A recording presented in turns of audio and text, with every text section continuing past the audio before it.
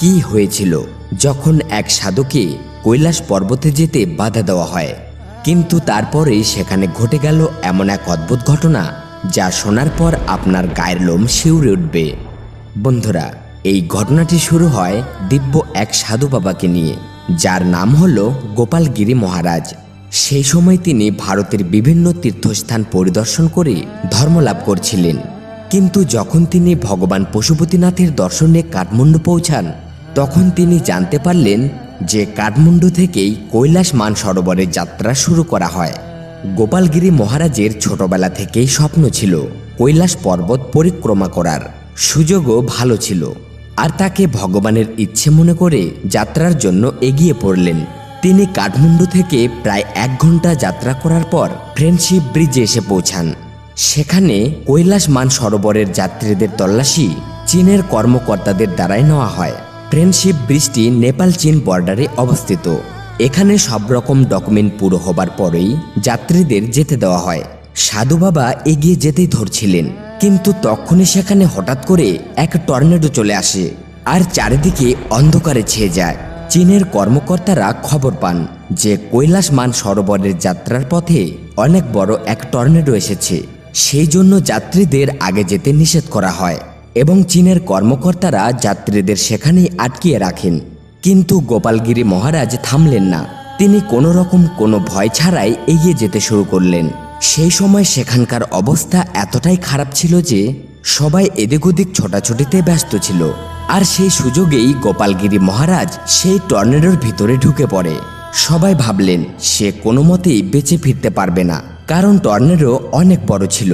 কিন্তু বলা হয় না, অকাল মৃত্যু বো মরে, जो कम करे चंडाल का, लेकिन काल भी उसका क्या बिगाड़े, जो भक्त हो महाकाल का। প্রথম যাত্রায় গোপালগিরি মহারাজ টর্নেডো চিরে বেরিয়ে নীলমে পৌঁছায়, যা তিব্বতে অবস্থিত। আর তিব্বত থেকে প্রায় 260 কিলোমিটার সফর করার পর সাগা পৌঁছায়। সেখান থেকে ওই সাধু বাবা প্রয়াগে পৌঁছায়। ততক্ষণে টর্নেডো অনেকটাই কমে গিয়েছিল, কিন্তু সাধু বাবাকে এখানে পৌঁছাতে অনেক রকম বিপদের সম্মুখীন হতে হয়েছে। যার পর মহাকালের কৃপায় ওই সাধু বাবা পরের দিন কৈলাস মানসরোবরে পৌঁছালেন। কিন্তু সাধু বাবার সামনে আরও এক বড় সফর আসে, যা হলো কৈলাস পর্বত পরিক্রমা করা, যা অতটা সহজ ছিল না, কারণ এই পরিক্রমা ছিল 54 কিলোমিটারের। কিন্তু ওই সাধু বাবা হর হর মহাদেব জপ করতে করতে এই পরিক্রমা মাত্র 6 থেকে 7 দিনের মধ্যেই সমাপ্ত করে ফেলেন। বাস্তবে এটি কোনো সাধারণ মানুষের দ্বারাই সম্ভব ছিল না।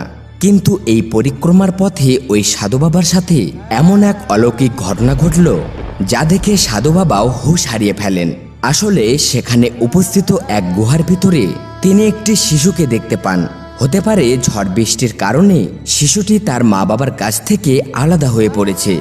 সাধু বাবা বাচ্চাটির জীবন বাঁচালেন আর তাকে কাঁধে করে নিয়ে পুনরায় কাঠমান্ডুর দিকে রওনা হলেন। কিন্তু আশ্চর্যের বিষয় হলো, ফ্রেন্ডশিপ ব্রিজে এখনো পর্যন্ত টর্নেডো উপস্থিত ছিল। এরপর সেখানে উপস্থিত সব মানুষ আর কর্মকর্তারা দেখলেন যে কোনো এক ব্যক্তি সেই টর্নেডোকে চিরে বেরিয়ে এগিয়ে আসছেন। কিছুক্ষণ পর সাধু বাবা আর ছোট্ট শিশুটিকে দেখে সবাই আশ্চর্য হয়ে পড়লেন। সবাই ওই সাধু বাবাকে প্রশ্ন করলেন, আপনার জীবনের উপর কি একটুও মায়া নেই? আপনি আপনার জীবনকে এত বড় বিপদে ঠেলে দিলেন। তখন ওই সাধু বাবা বলেন যে এইসব আমার মহাদেবের আদেশ ছিল। তিনি আমার দ্বারাই এই ছোট্ট শিশুটিকে বাঁচাতে চেয়েছিলেন। এরপর ওই সাধু বাবা শিশুটিকে পুলিশের হাতে তুলে দেন। বন্ধুরা, এই ঘটনাটি নিয়ে আপনাদের কি মতামত অবশ্যই তা আমাদের কমেন্ট করে জানাবেন।